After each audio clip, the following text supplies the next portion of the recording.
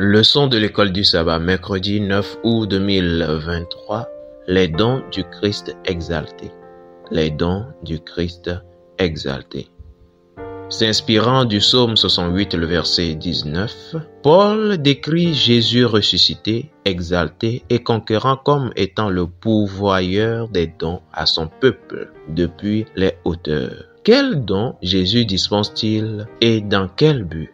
Lisons Ephésiens chapitre 4, le verset 11 à 13. Là, il est écrit: Et il a donné les uns comme apôtres, les autres comme prophètes, les autres comme évangélistes, les autres comme pasteurs et docteurs, pour le perfectionnement des saints en vue de l'œuvre du ministère et de l'édification du corps de Christ, jusqu'à ce que nous soyons tous parvenus à l'unité de la foi et de la connaissance du Fils de Dieu, à l'état d'homme fait à la mesure de la stature parfaite de Christ.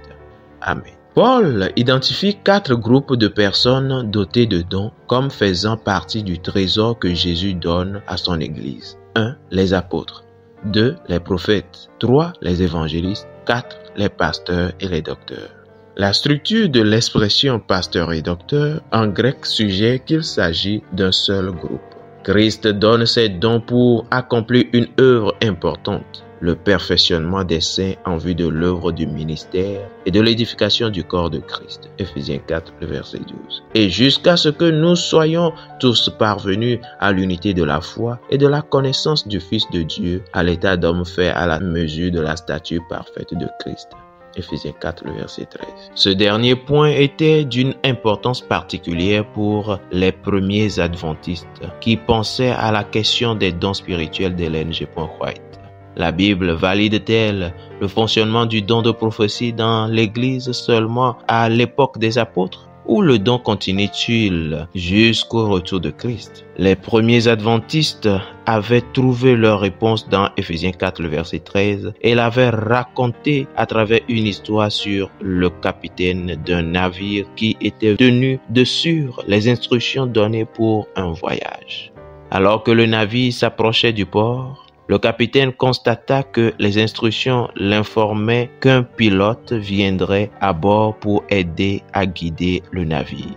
Pour rester fidèle aux instructions initiales, il devait permettre au pilote d'embarquer et obéir aux directives supplémentaires offertes. Je cite: qui serait alors celui qui tient compte de ce livre d'instructions? Celui qui rejette le pilote ou celui qui le reçoit, comme l'instruit ce livre? Jugez-en par vous-même. Fin de citation. Do we discard the Bible by endorsing their visions? Review and Herald, January 13, 1863, page 52. Nous devons être prudents lorsque nous identifions les bergers ou les pasteurs, les docteurs et les évangélistes, car nous pensons à ces positions dans notre propre contexte et à notre époque.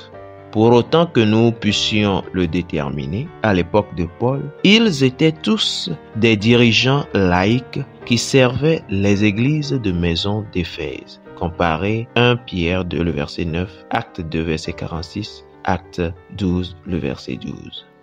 Lisons Ésaïe chapitre 5, le verset 4, je cite: Qu'y avait-il encore à faire à ma vigne que je n'ai pas fait pour elle? Fin de citation. Pensez à ce verset dans le contexte de ce que Dieu nous a donné dans le ministère d'Ellen G. White. Comment s'applique-t-il?